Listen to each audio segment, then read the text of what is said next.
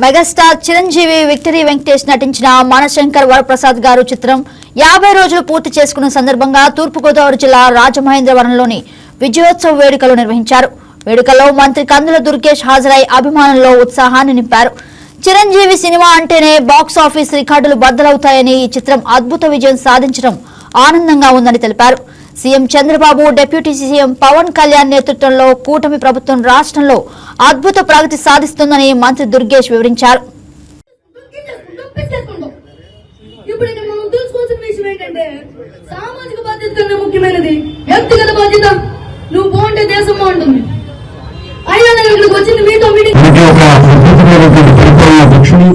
ముఖ్యమంత్రిగా చంద్రబాబు నాయుడు గారు ఉన్నారు.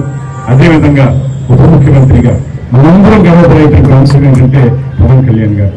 ఇవాళ మీరందరూ గుర్తించండి, ఆయన తీసుకున్న శాఖల సామాన్యమే కాదు. పంచాయతీరాజ్ అంటే అది చాలా విస్తృతమైనటువంటి ఎన్ని వందల వేల పంచాయతీలు ఉంటాయి మనకి రాష్ట్రంలో. వాటన్నిటికీ సంబంధించిన కార్యక్రమాలు చూడాలి.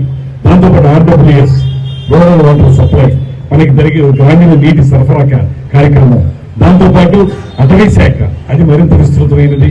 అదేవిధంగా పర్యావరణ శాఖ, ఇవన్నీ కూడా పెద్ద పెద్ద శాఖలు.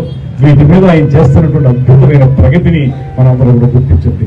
మేము చాలా గర్వపడుతున్నాం. ఎందుకంటే ఒక పక్కన అద్భుతమైనటువంటి పరిపాలనాధ్యక్షులు చంద్రబాబు నాయుడు గారు ఉంటే, మరో పక్కన ఇవాళ కొత్తగా మంత్రి పదవి తీసుకున్నప్పటికీ కూడా తీసుకున్న ప్రతి శాఖని కూడా అత్యద్భుతంగా నిర్వహిస్తూ మీకు రికార్డు స్థాయిలో పల్లె పండుగ అనేటువంటి కార్యక్రమాన్ని రాష్ట్రంలో ఉన్న అన్ని గ్రామాల్లో గ్రామ సభలు ఒకే ఒక్క రోజు నిర్వహించి, ఆ ఒక్క రోజులో అన్ని గ్రామ సభలు నిర్వహించి Guinness book of world record ఎక్కినటువంటి మంత్రి శ్రీ పవన్ కళ్యాణ్ గారు అనేటువంటి మాట కూడా చెప్తున్నాను.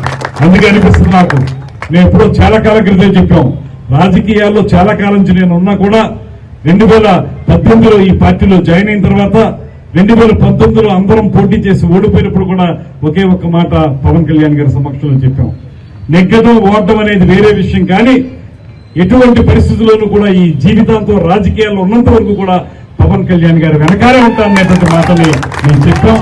అలా ఉండడం మాకు అదృష్టం, అలా ఉండడం మాకు గర్వకారణం అనేటువంటి మాట కూడా తెలియజేస్తున్నాను.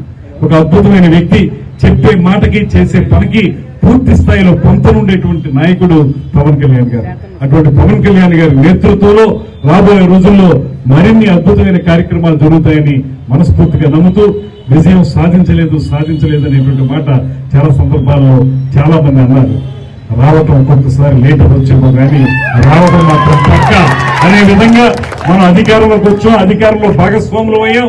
దాంతోపాటు 10 కాలాల పాటు జనసేన పార్టీ జెండా రెపరెపలాడే విధంగా మీరు కూడా మెగాస్టార్ గారి అభిమానులు కూడా మీరందరూ గట్టిగా కృషి చేయాలి. రాబోయే రోజుల్లో కూడా మనకి ఒక అద్భుతమైనటువంటి పరిపాలనా దక్షుడు ముఖ్యమంత్రిగా చంద్రబాబు నాయుడు గారు ఉన్నారు.